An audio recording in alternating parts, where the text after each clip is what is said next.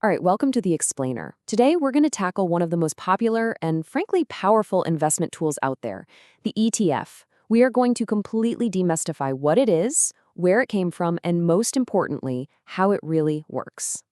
So let's just kick things off with a pretty big question.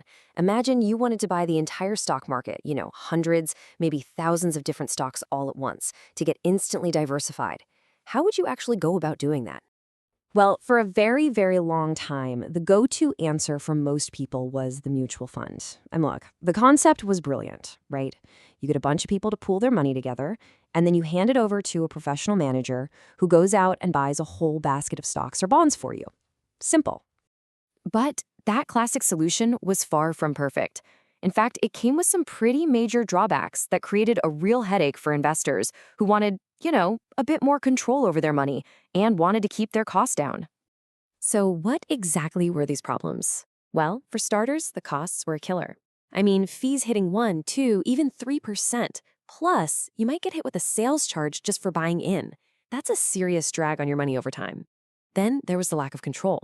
You'd put in an order to buy or sell, and you had no idea what price you'd get until after the market closed for the day. And the big one, taxes. You could get a surprise tax bill just because the manager was trading inside the fund, even if you personally never sold a single share. Okay, so with all those issues floating around, the stage was basically set for something new. And in the early 90s, a new product shows up, and it's designed to fix all of this. It was a truly revolutionary idea that took the best parts of a mutual fund and smashed them together with the best parts of an individual stock. And that brings us to the ETF, the exchange-traded fund. The whole magic trick is right here. It's a fund that owns a basket of stuff, just like a mutual fund. But, and this is the key, its shares trade on a stock exchange all day long, just like a share of Apple or Google.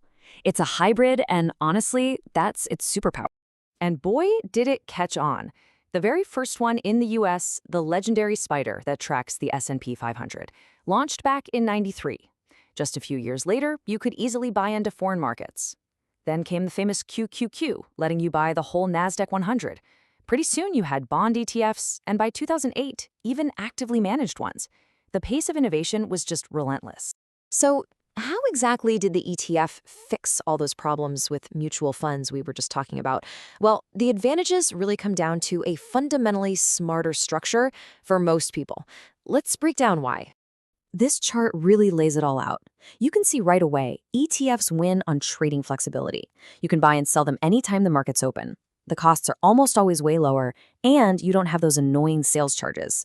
But the really clever part is the tax efficiency.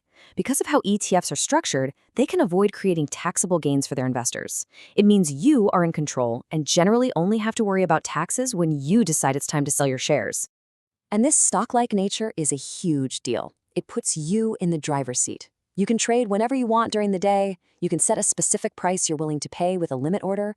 You can protect your investment with a stop-loss order. You can even use more advanced strategies, like betting that the price will go down. You have total control. And this is where it gets really interesting for more advanced folks. Because they trade like stocks, you can also use options on them. This just opens up a whole new world of strategies. For example, some people will sell what are called covered calls on their ETFs, which is kind of like renting out your shares to someone else for a fee.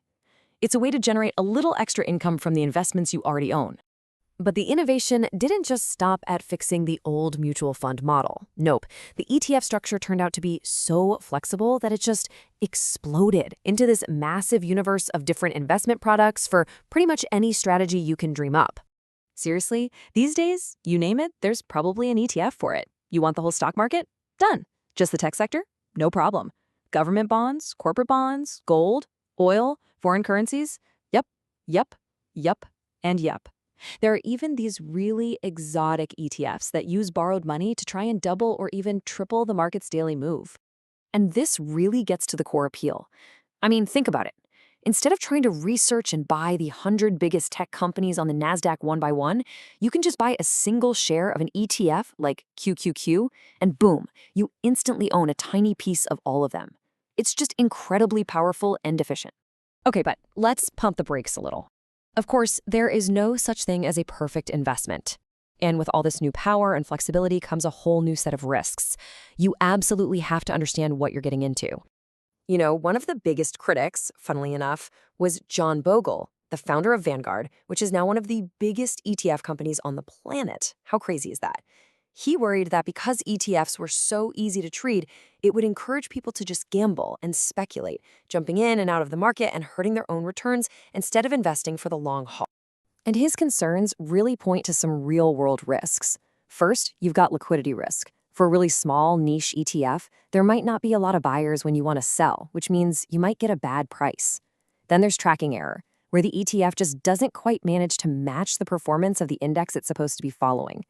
And finally, there's complexity risk, especially with some of the more exotic funds that use complex derivatives instead of actually owning the stocks, which introduces all sorts of other hidden dangers.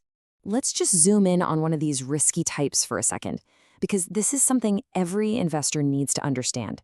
It's the leveraged ETF. These things use debt and complicated financial instruments to try and give you 2 or even 3 times the daily return of whatever index they're tracking.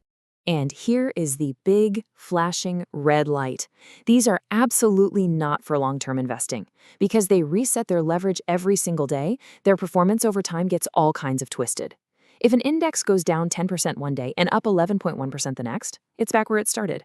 But a 2x fund would go down 20%, then up 22.2%, which means it's still down. That's called value decay, and in a choppy market, it will just eat your money alive. So when you step back and look at the whole picture, what's the big takeaway? Well, ETFs have been a truly transformative innovation in finance. There's no question about it. They've given regular, everyday investors a low-cost, transparent, and incredibly flexible way to build portfolios that just a generation ago were only really available to the big guys. And that brings us to our final question for you to think about. There is no doubt that ETFs have democratized investing for millions of people around the world. But as they've grown from simple market trackers into these incredibly complex, specialized products, has that very complexity created new and subtle dangers for the exact same people they were designed to help? It's something worth considering.